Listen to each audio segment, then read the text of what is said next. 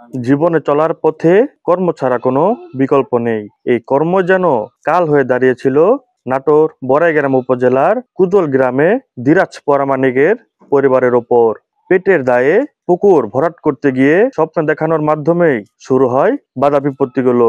একে একে দুই ছেলের মৃত্যুবরণের মধ্য দিয়েই শুরু হয় এবং পরিবারের বাকি তিনজন বর্তমানে মানসিক ভারসাম্যহীন।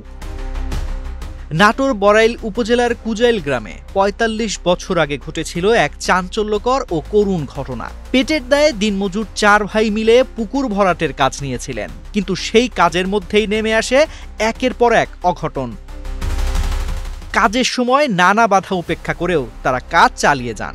মায়ের ভাষ্যমতে কাজ চলাকালীন হঠাৎ ঝড়ের মতো প্রবল বাতাস বয়ে যায়। সেই ঝড়ে ছিটকে পড়ে ৪ ভাই, রেজাউল পরামানিক, রবিউল পরামানিক, রফিক পরামানিক ও মোহাম্মদ আফাস পরামানিক। মাগরে ভয় গেছে, ঢাকি বলে মাথা থেকে পড়িও গেছে, তবু মানেনি, জোর করে মারটা। তার থেকে তো আইসি ওই যে ফজরক্ত থেকে বড়টা এখন যাই। এরপর থেকেই তাদের জীবনে নেমে আসে ভয়ঙ্কর এক দুঃস্বপ্ন। পরিবারের সদস্যদের দাবি, সেই রাতেই ঘুমের মধ্যে এক অদৃশ্য মানুষ স্বপ্নে এসে ৪ ভাইকে বলে, তোদের বলেছিলাম মাটি কাটতে না, তবুও তোরা মাটি কেটেছিস, তোদের পরিবার ধ্বংস করে দেব। এরপর থেকেই শুরু হয় একের পর এক অস্বাভাবিক ঘটনা। একে একে মানসিক ভারসাম্যহীন হয়ে পড়ে বাড়ির সকল পুরুষ মানুষ। পরদিন সকালেই বড় ভাই রেজাউল পরামানিক প্রচণ্ড কাশি ও মুখ দিয়ে রক্তক্ষরণের মাধ্যমে মারা যান।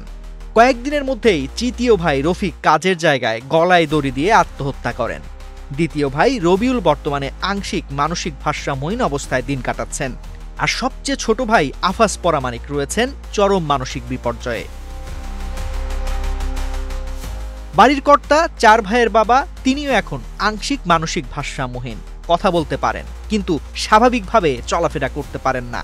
বর্তমানে পুরো পরিবারের পুরুষ সদস্যরাই মানসিক ভারসাম্য হারিয়ে ফেলেছেন। তারা পেটের দায়ে কখনো কখনো প্রতিবেশীদের কাছে সাহায্য চেয়ে দিন কাটাচ্ছেন। পরিবারের সদস্যরা এখন আতঙ্কে দিন পার করছেন।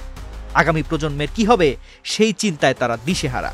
একজন পরিবারের সদস্য জানান, দেশবাসীর কাছে আমাদের আবেদন, আমরা ভালোভাবে বাঁচতে চাই। অন্যরা 3 বেলা খায়, আমরা চাই অন্তত 2 বেলা খেয়ে বাঁচতে।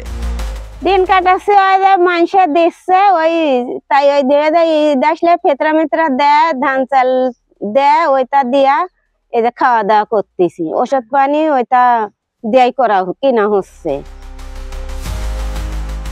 স্থানীয়রা বিষয়টি নিয়ে আতঙ্কিত ও মর্মাহত।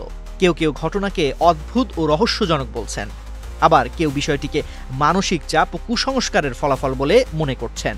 গ্রাম জুড়ে এখন আলোচনার বিষয়, এত বছর পর এখনো তাদের বেহাল অবস্থা। না জানি আগামী প্রজন্ম কেমন হবে।